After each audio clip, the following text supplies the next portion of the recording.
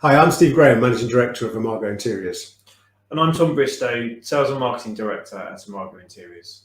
And thank you for taking the time to join Tom and I this morning. The purpose of this presentation is to identify, primarily through our direct experience, as well as feedback from a variety of sectors in the marketplace, the key lessons that will assist in making a workplace truly flexible. Although the hybrid office has been a well-discussed topic for several decades, the pandemic has clearly created a focus on both hybrid working and work culture in general. And we would like to focus on what, in our experience, will assist people embarking on this journey. Whilst this presentation is open to all, and we hope that everyone who's registered will get value from the content, this is really aimed at business leaders, office managers, and FM professionals that may already be on or are about to start considering how to create an ideal hybrid office environment. To start with, we would like to define the terms used in our title. Whilst there has been a lot of discussion in the news and lots of articles being posted on the topic, sometimes the terms used refer to slightly different definitions. For instance, the other day I was reading an article in the FT written by Camilla Cavendish arguing that the hybrid model is not as productive as people first reported. Unfortunately, the entire article was directly comparing remote working all the time with working from an office all the time. The benefits of a truly hybrid model wasn't really explored. Let's come back to ideal in a moment. For the purposes of today, hybrid is to be able to work wherever you choose to be the most appropriate place, and therefore the hybrid office is structured to facilitate that. Another term that's often used interchangeably is agile. Pre-pandemic, agile was a widely misaligned description. Again, for the purposes of today, agile will mean a variety of work settings that people can choose to work in, with the hybrid office which are best suited to what they're doing. Arguably, agile and hybrid haven't changed that much, but due to COVID, the ideal has. Finally, we will define ideal as something that caters for everyone's needs, which sounds great in theory, but organisations are starting to recognise just how different those needs can be. For some, ideal is working from home the majority of the time, with occasional visits to the office to catch up and socialise. For others, the thought of remaining in their one-bedroom flat for months on end and only venturing into the office occasionally is extremely self-isolating. So what exactly is the answer? How can you make everyone happy, particularly when it seems that some of the requirements are in direct conflict with each other? In the context of this presentation, we believe it's a significant step to recognise, a significant step in creating an ideal hybrid office is recognising that every organisation, individual, and ultimately the workplace are different. So if we look at organisation in a bit more detail, there are probably four main areas worthy of consideration: business culture, company size, industry, and company structure. Over the years, we have had the privilege of working with a wide range of organisations, and no business culture is ever the same. Often the culture is closely linked to the stage of growth the company is in. For example, and this is a generalisation, but in our experience, startups tend to be fast-paced places where people are happy to get involved in a wide variety of projects to get things done quickly. Whereas working with more established organisations, they will often have more clearly defined roles at both individual and departmental level. So why is this relevant? Because the culture of the business will play a big role in people's attitudes to change, the level of consultation expected, and the ways in which change is communicated. For example, during lockdown, we have carried out several projects for differing clients. A law firm who are highly communicative and collaborative in their approach to redefining their workplace. A tech firm who are very prescriptive and insular in their approach to refining their workplace. And a media agency who are confident and assured, yet open-minded in how they define their workplace. By understanding that each company has its own set of challenges, criteria, and solutions, we were able to define a specific solution with a successful outcome for each business. The size and industry of a business are also closely related. Historically, a hybrid model would suit some industries better than others, However, with the way companies have reacted to the pandemic, there is a more open-minded approach to the hybrid office.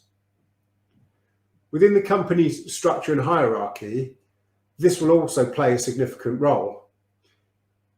It's really helpful before starting a hybrid office project to outline the type of company structure that you have, and therefore what level of engagement your stakeholder team are likely to play in the delivery of the project. How will progress be reported successfully, and what is the best way to get people's opinions? On an individual basis, recognizing that everyone is different may seem obvious, but it's still important to recognize that within an organization, you have a wide variety of people. Each person brings with them a unique perspective derived from their background, their personality, and of course, their home environment. It's too easy to make assumptions, and we all do it sometimes. Often we're not even aware. Having consumed a lot of media on the subject of hybrid working over the last couple of weeks, it's clear that a lot of media is written with assumptions baked in. For example, it's often quoted that for many people, working from home is preferred because it provides a better work-life balance for those with young families. But is this true for everyone? From my own experience, and I'm sure it's the same for many with young families, the office provides a welcome escape from the distractions that are so prevalent at home. Another common assumption is that the younger workforce benefit greatly from being amongst more experienced peers and will progress quicker in person than remotely. Again, I find this hard to agree in all cases. Being in the office doesn't necessarily mean you'll spend more time with senior colleagues. Those colleagues could spend most of their time in meetings that younger staff members aren't invited to. So recognizing that everyone is different is important to ensure that your project team don't leave any assumptions unchallenged. Selecting the right project team will have a significant impact on the outcome of the project. That goes for both the internal project team and the external project team. And there are several key factors to be considered when deciding on the makeup of that team. In our experience, the internal team should as a minimum consist of the following: a stakeholder sponsor who is board level decision maker, i.e. a CEO, COO or CFO, an administrative coordinator, such as an office manager or personal assistant, an IT manager, which plays a huge part of any project with the IT infrastructure, and this has become more prevalent with the onset of the pandemic, and an HR manager with potential sensitivity of people returning back to the office and ensuring there is a solution for all. HR are a positive addition to the team. The makeup of the external team may well be dependent on whether you go a traditional design and procurement route or a turnkey design and build route, but we'll cover more on that later. Another key element for the project team to agree and clarify are clear lines of responsibility in relation to the reporting procedures, which will include a matrix for the sign-off process for contract drawings, variations and amendments to the contract scope, specification and costs. Financial control to formalise the reporting and recording of changes which will affect the final account and contract value, and internal communications for both teams to ensure that everyone is aligned and clear of the roles and responsibilities. In our experience over the last 10 years, we've found it paramount to follow a proven process. We've seen situations where companies have engaged in a project where they believe they can make it up as they go along, or appoint a company who either doesn't have a proven process or do not actually follow the process that the client is bought into. In both cases, we met companies who have experienced disastrous results in the form of spiraling costs, time delays, and general dissatisfaction with the overall project. Historically, the decision whether to take a traditional design and procurement route with an architect, cost consultant, and project manager, or a turnkey design and build route has been driven by the size and type of project. However, they should all be able to demonstrate their process and provide excellent case studies and references from satisfied clients. Over the past 10 years, there has been a clear reduction in the perceived gap in design, integrity, and value between the traditional or design and build procurement route, with the latter recruiting designers with an intellectual background and architectural background in developing award-winning design teams. This has meant end-user clients have more choice in which route they take. And that, combined with the ability for design and build companies to move quickly and manage both the design and the build risk under one entity, has meant that with the onset of the pandemic, that for many clients looking to create a hybrid office, this is a really compelling. The company should be able to demonstrate a proven path to develop the brief, to meet the design, branding and workplace requirements, along with cost surety and meeting key dates. And we would recommend talking to previous clients who have followed the company's process for delivery. Elements of a proven process are communication, attention to detail, company structure, sign-off, recording activities as in minutes and financial accounts, the type of terms and conditions and contract, the variation sign-off process. Understanding what people need as an office for sounds an obvious point, but it's not as easy as it sounds. The truth is that the office serves multiple functions, but to simplify, the office should provide the right environment to make doing your job frictionless. As we've already said, everyone is different, and so are the roles and daily tasks that they carry out, whether that's remotely or when they are actually physically in the office. The key is creating an office environment that can accommodate for that variety of needs. To make this point, we've outlined 4 work settings that most offices must have in order to accommodate for the varied requirements at different times of day. The key to success is getting the balance of these settings right for your organisation. Let's run through each setting in a bit more detail. Areas that can be used to meet informally with colleagues, casually review a document, or project progress, or even places to grab informal coffees and catch up with colleagues about anything.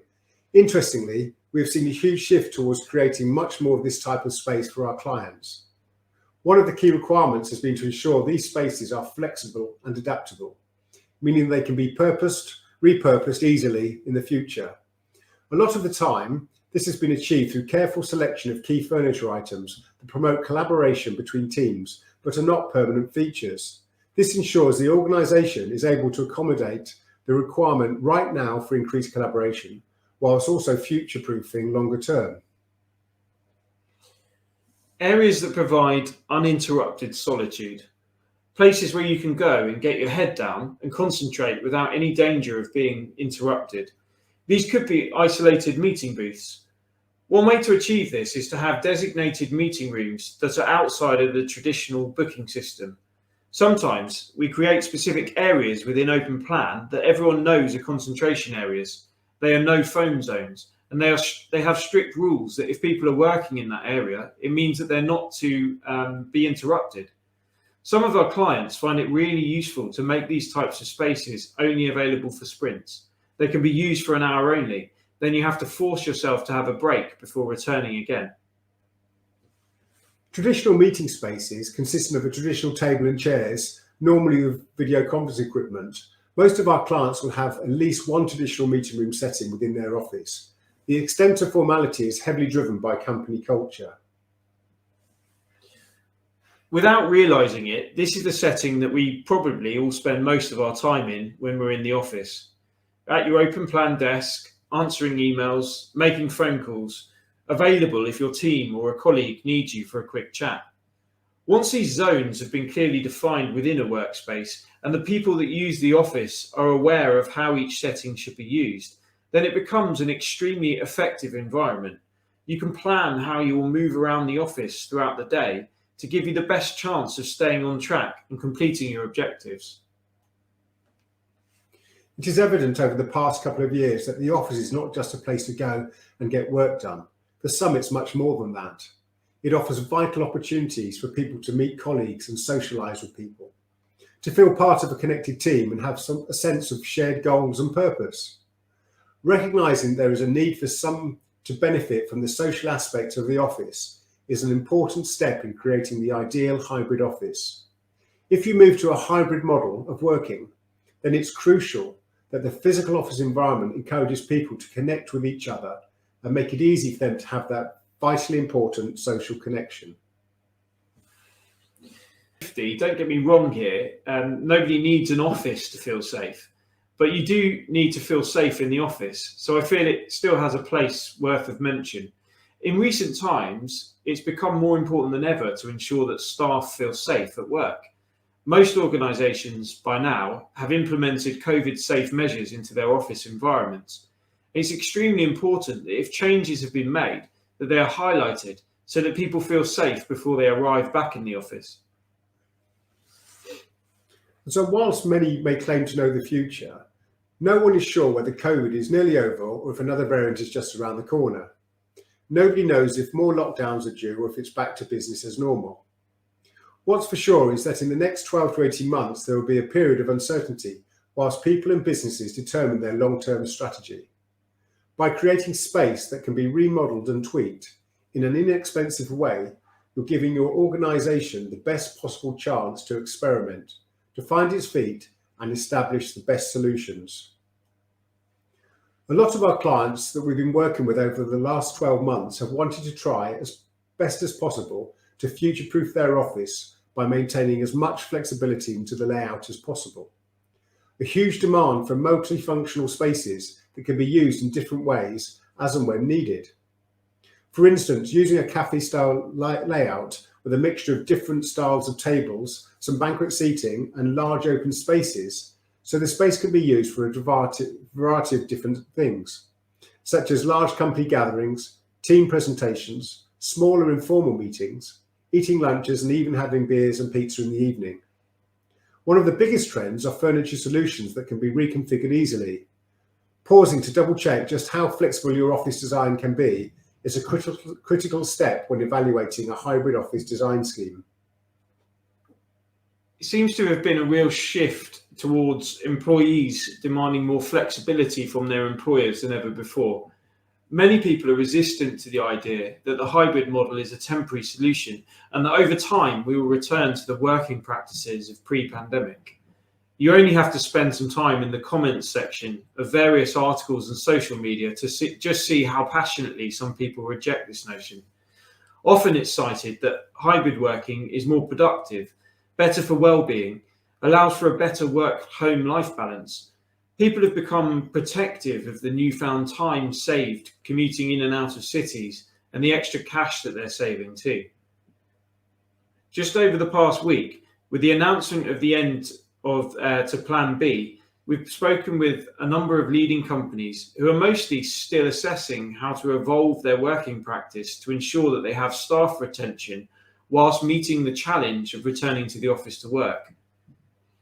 In conclusion, to have more flexibility built into the way staff choose to work will greatly benefit the organisation in attracting new talent and help to increase retention rates, which could be a weapon in terms of recruitment and retention of staff. The technology has evolved over the past 10 years. For example, 2010 was the year that the very first iPad was launched. At the time, the concept of a tablet computer seemed like something from a science fiction movie. Now they're an essential part of most people's working life. Whilst it's become quite commonplace for this type of technology to be used regularly by businesses, it's safe to say that before COVID, only the tech-savvy organisations could say they had a truly mobile workforce. Many companies had mobile teams, perhaps a mobile sales team that spent their time out with clients or consultants that worked from clients' offices. That was quite commonplace. But COVID has certainly been a catalyst for technology advancement. Overnight, companies were forced to operate from home or go out of business. For some companies, that meant a huge investment in technology to ensure everyone had the right equipment to work remotely, that all their servers were in the cloud. Now that everyone is mobile, and not just the sales team or a select few departments, it also allows us to reconsider ways in which the office might be laid out. Stationary desktop computers are no longer a restraint on office design. This is a point that we'll cover later, but all I'll say here is that now that your whole company is mobile, this offers a great opportunity to reevaluate what the ideal office environment might look like. So let's call the investment in technology to make a whole company mobile phase one. Another major point for reconsideration is whether organisations should reevaluate the way in which they use technology to report on progress. For most businesses, the software and corporate filing systems being used were developed and built during a time when the norm was presenteeism. Now that the business is moving to a more hybrid model, it may be worth due consideration to see if this could be improved. For instance, many marketing agencies drawing upon talent from all over the world have utilised technologies such as Slack to report daily on project progress, creating end-of-day reporting channels so that it's easy to see how far a colleague has got and what else needs to be worked on next. It makes the project progress more efficient and eliminates inefficient handover processes each day. If a business is to truly move to a hybrid working model, then perhaps the technology stack and the way a business tracks and reports on progress may also need further consideration. A good internal communication strategy, in our experience, is vitally important to a successful project. Many people are resistant to change. How do you help people to navigate the rapid changes in guidance, policy changes? It is really important from the outset that you define what you want people to think, feel, and do differently. You can then develop key communication messages that can provide a clear and concise narrative about what you're trying to achieve and why. In our experience, it's critical to involve everyone in the conversation. The best projects that we've had have been where the whole organisation has been involved in the process. We'd recommend creating steering groups made up of a wide cross-section of the business with varying levels of seniority and ensuring that they all feel comfortable expressing their views openly.